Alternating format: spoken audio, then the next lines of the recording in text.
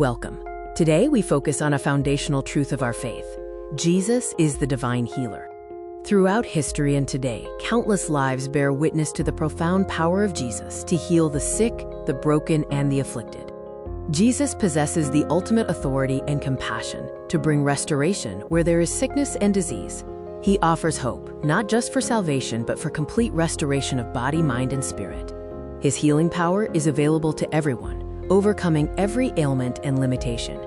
Scripture confirms this reality in 1 Peter chapter 2, verse 24. He himself bore our sins in his body on the cross, so that we might die to sins and live for righteousness. By his wounds you have been healed.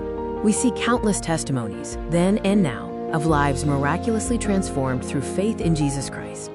The Gospels are filled with historical examples of Jesus healing the sick, restoring sight to the blind, and enabling the lame to walk. Often, Jesus' healings were connected to the faith of those seeking help, demonstrating that belief is a critical bridge to divine intervention. In James chapter 5, verse 14, we are instructed on how to seek spiritual healing. Is anyone among you sick? Let them call the elders of the church to pray over them and anoint them with oil in the name of the Lord. Remember, the nature of Jesus has not changed. He is still the compassionate, powerful healer today. Carry this truth with you. Jesus continues to heal, restore, and renew. Have faith in the divine healer.